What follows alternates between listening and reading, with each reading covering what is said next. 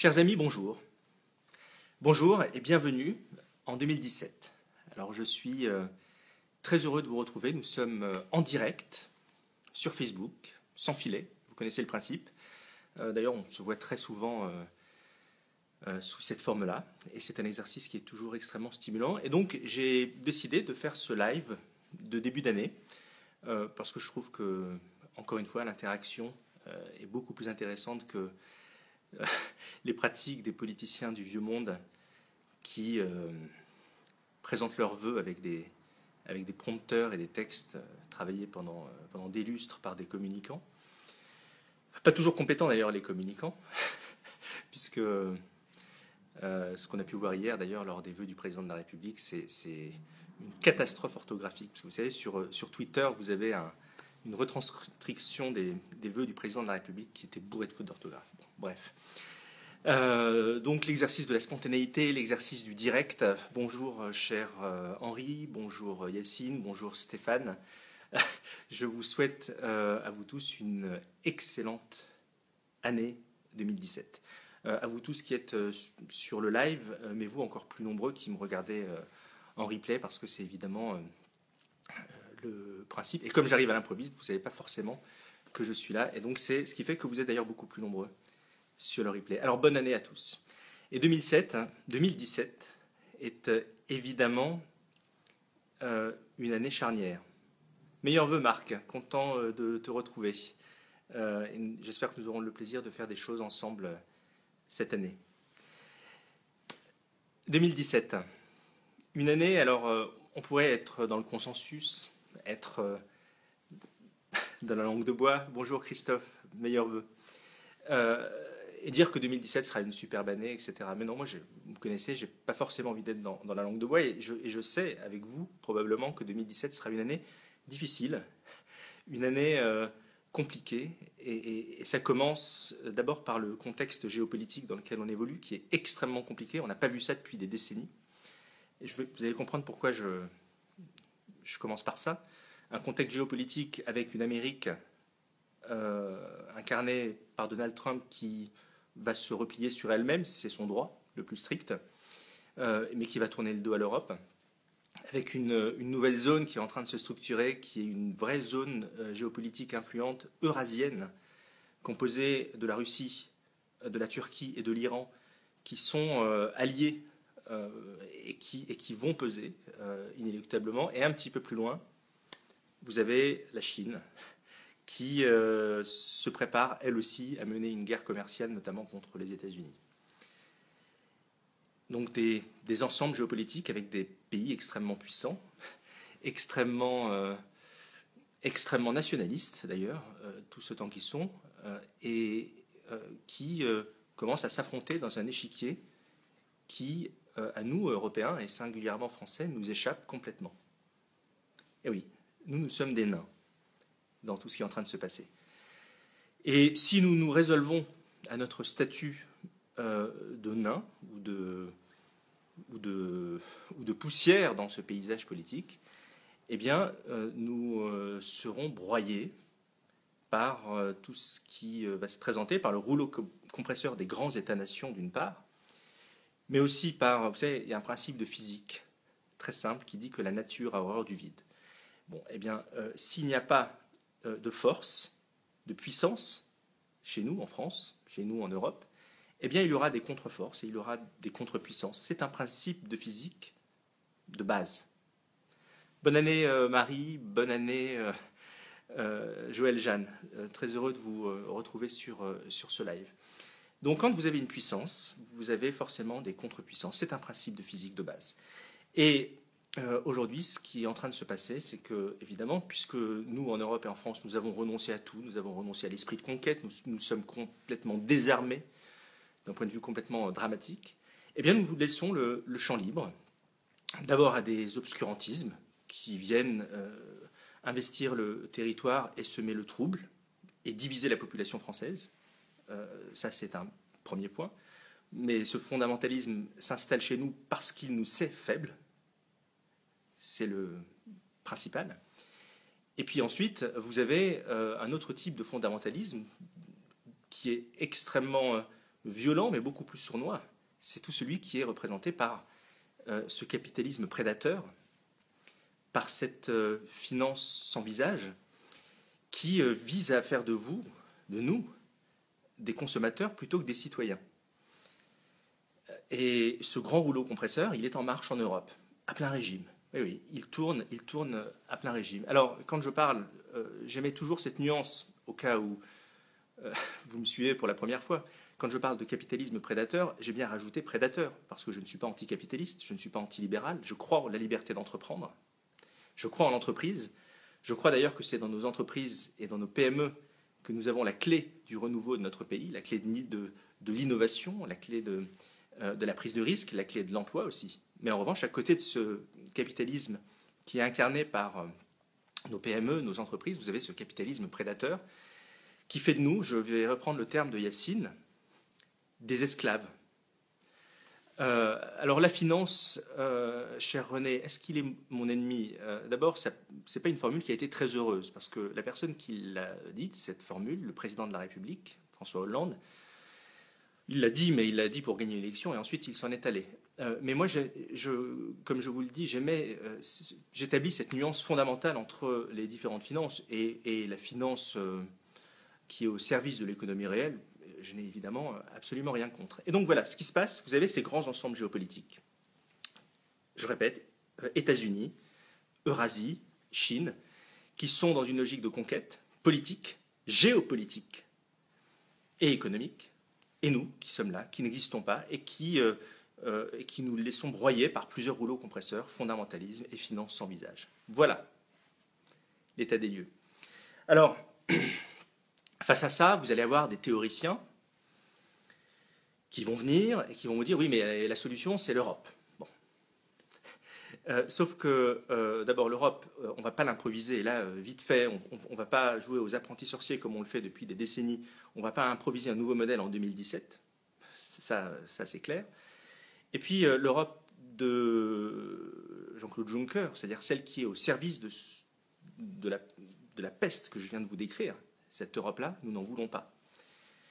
Et c'est ce qui me fait dire qu'en 2017, l'unité territoriale la plus homogène sur laquelle nous devons nous appuyer, plus que jamais, c'est la France.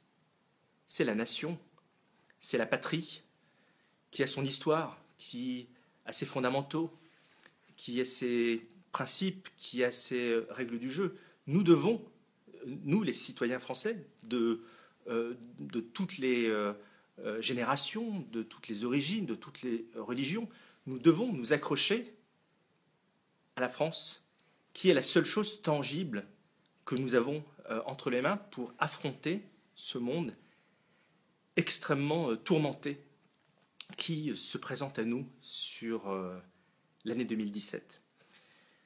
Alors, là où les choses sont compliquées, c'est que les élites, enfin, j'aime pas trop le terme élite, parce que élite, comme je le dis souvent, c'est quelque chose d'extrêmement noble. Ceux qui se sont structurés en caste pour présider à la destinée de notre beau pays, eh bien, ils n'ont de cesse, depuis des décennies, que précisément de déconstruire la France. Eh oui. Alors ça, ce sont les déconstructeurs de la France, au service d'ailleurs de tous les fondamentalismes, qu'ils soient sectaires ou financiers. Et ces gens-là déconstruisent la France. D'ailleurs, j'ai une anecdote à vous livrer. Cher Eric, je vous adresse également tous mes vœux pour cette nouvelle année. Eric, qui est un régulier de ces lives. Une petite anecdote, hier sur les Champs-Élysées, spectacle du 31 décembre.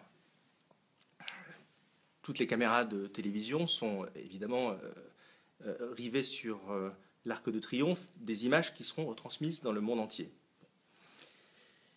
Drapeau européen. Ah oui, belle composition de drapeau européen projeté sur l'Arc de Triomphe avec une belle animation. Quant au drapeau français, il est mélangé avec tous les autres drapeaux européens. On le voit se balader à un moment donné, au même titre que le drapeau italien, espagnol, etc. En gros, nous sommes capables d'illuminer nos monuments qu'après un attentat terroriste. Est-ce que vous ne trouvez pas ça dramatique? Est-ce que vous ne trouvez pas ça dommage? D'où vient cette négation de la patrie et de la nation? C'est d'autant plus que, je le rappelle, le drapeau bleu, blanc, rouge, le bleu et le rouge, sont à l'origine les couleurs de la Commune de Paris. Il faut le rappeler. Donc nous sommes en train de célébrer une fête qui se veut quelque part être une fête nationale, et nous sommes incapables d'assumer les couleurs de notre drapeau. Et il faut à chaque fois un événement dramatique. Mais d'ailleurs, pourquoi on s'est mis, après les attentats, à mettre des drapeaux français sur nos monuments? Pourquoi? C'est parce que les autres pays l'ont fait à notre place. Après les attentats du 13 novembre, tous les pays du monde ont illuminé leurs monuments en couleur bleu, blanc, rouge. Alors évidemment, nous, la Tour Eiffel, elle n'était pas programmée pour ça. Et donc, ils ont dû s'y mettre. Tout ça est extrêmement dommage. Et toute cette caste oligarchique qui est dans la défiance de la France, qui n'aime pas la France, qui la déconstruit de toutes parts, elle est incapable de comprendre que derrière ces lettres, F-R-A-N-C-E, il y a bien plus qu'une nation, il y a une idée, il y a un concept, il y a une histoire, il y a tout ça. Et on ne peut pas couper un peuple de ses racines. Je dis bien de ses racines, parce que le principe des racines, c'est qu'elles sont multiples. Elles sont de toute nature. Et un pays, c'est un ensemble qui est en mouvement, qui s'enrichit au fur et à mesure que le temps passe. Mais on ne doit couper aucune de ses racines. C'est ce qui fait la force du pays et de la nation.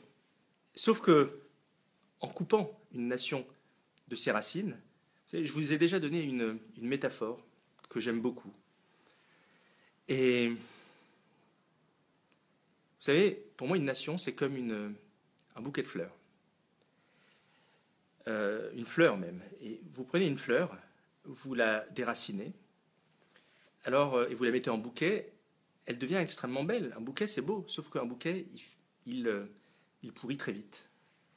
Et c'est ce qui est en train de se passer, hélas, avec la nation française. Alors, Serge, vous parlez des échéances démocratiques de 2017, qui, je pense, sont la clé. Parce que 2017, l'élection présidentielle de 2017, elle donne la possibilité unique au peuple français de reprendre la main. Parce qu'une élection présidentielle, elle donne la possibilité de faire ce que j'appelle un coup d'État citoyen. Mais c'est vrai que le système s'est structuré de telle sorte qu'il est aujourd'hui structuré comme une citadelle quasiment imprenable. Et il va être extrêmement difficile pour des représentants de la société civile, et j'en fais partie, et ça fait partie de mon ambition, d'être en mesure de traverser les barrières à l'entrée, et notamment la barrière à l'entrée essentielle pour pouvoir peser dans ce débat, qui est celle qui consiste à obtenir les 500 signatures. Donc ils sont bien malins. Ils sont bien malins. Alors, cher Éric, vous dites 2022 sera le grand tournant. Je ne crois pas. Parce que, croyez-moi, si la France met au pouvoir en 2017 la même caste que celle que nous avons aujourd'hui, comment s'attendre à un miracle dans les années qui vont suivre? La France ne tiendra pas jusqu'en 2022. Il y a un axiome de Albert Einstein qui disait la chose suivante: c'est de la folie que de vouloir réaliser toujours les mêmes choses et s'attendre à un résultat différent. Ah oui, ça s'appelle de la folie. Et donc espérer que ce sont les mêmes qui ont créé les problèmes qui seront de nature à les résoudre, c'est ce que l'on appelle une utopie, ou une manipulation, ou de la propagande. Et donc c'est la raison pour laquelle notre mobilisation à nous, les citoyens, mais plus que jamais, et en cette première partie d'année 2017, elle est essentielle. Et oui, Marie, je suis d'accord avec vous, le tournant, c'est 2017. Et les mois qui vont suivre seront des mois qui seront historiques. Et il y a une formule de Maurice Blondel que je voudrais partager avec vous et que je vous invite à méditer, c'est la suivante. L'avenir ne se prévoit pas, il se construit. Moi, je ne crois pas, voyez-vous, au déterminisme historique. Je ne crois pas à l'idée qui consiste à dire que les choses sont figées et qu'on ne peut rien faire. Non, je n'y crois pas. Jusqu'au dernier moment, je continuerai de croire que nous, la société civile, nous avons un rôle à jouer dans cette période extrêmement tourmentée qui se présente à nous. J'en suis convaincu, et c'est une idée que je porte depuis des lustres, à condition d'accepter de prendre les problèmes de face, d'abandonner la langue de bois et de combattre cette bien-pensance, cette gauche morale qui passe son temps à nous dire ce qu'il faut penser, de ce qu'il ne faut pas penser, ce qu'il faut dire, ce qu'il ne faut pas dire, qui sont en réalité probablement les plus grands déconstructeurs de la France, puisqu'ils la désarment de toutes parts, et y compris, et surtout, sur le plan moral et sur le plan philosophique. Alors ça fait 8000 ans que ça dure, cher Eric, vous êtes dur. Il y a eu dans l'histoire de France des grands moments de grandeur. Ça fait longtemps que nous n'en avons pas eu, probablement depuis le général de Gaulle. Mais la France se réalise à chaque fois dans les crises, dans les moments les plus difficiles. Elle se réalise aussi quand elle perd sa liberté. Et je considère qu'aujourd'hui, les libertés sont bafouées. Elles sont bafouées par ceux qui nous dirigent. Et ce gouvernement est probablement le plus dictatorial de toute la Ve République. Je ne vais pas vous refaire la liste, mais la loi Sapin 2 qui va verrouiller vos contrats d'assurance vie, le verrouillage de l'élection présidentielle, le juge d'instruction, la Cour de cassation sous l'autorité et le contrôle du gouvernement, l'article 49.3, l'état d'urgence, la loi renseignement, le fichier carte d'identité, etc. Un gouvernement absolument liberticide qui est complètement à côté de la plaque et qui, évidemment, va à l'encontre de la grandeur de la France. Et donc, nous perdons nos libertés. Et nous les perdons, comme je vous le disais, à l'extérieur. Et à chaque fois dans l'histoire de France, c'est quand la France a perdu ses libertés, c'est quand le pays, notre pays, a été au pied du mur, que nous nous sommes fédérés et que nous nous sommes organisés. Bon, ce moment approche. Il aura une date. C'est probablement 2017. Si ce n'est pas 2017, ça sera 2018. Mais on n'ira sans doute pas beaucoup plus loin que ça. Donc, le côté positif de tout ça, les amis, c'est que nous avons la possibilité de vivre de notre vivant, de connaître de notre vivant, ce qui sera probablement l'une des plus grandes dates de l'histoire de France. Et que nous avons les moyens d'y contribuer, tout simplement. Alors, casser le système, non, cher Henri, le système est en train de se casser tout seul. C'est ça qui est intéressant.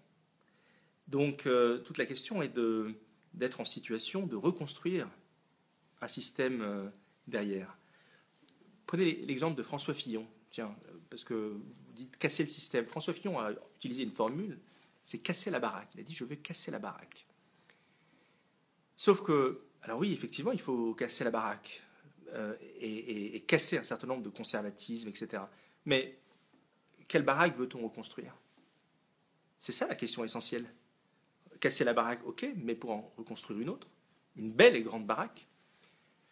Or, aujourd'hui, évidemment, personne, à part nous, à part la société civile, à part ceux qui sont sur le terrain et qui connaissent la vraie vie, et qui n'ont pas besoin d'aller à la rencontre des Français comme on va au zoo pour aller rencontrer des vrais gens. Non, nous, on sait quelle est la baraque que nous voulons construire. Alors, cher Joël, je découvre votre message, 100% d'accord avec toi, Rafik, il faut réseauter, se rassembler et agir.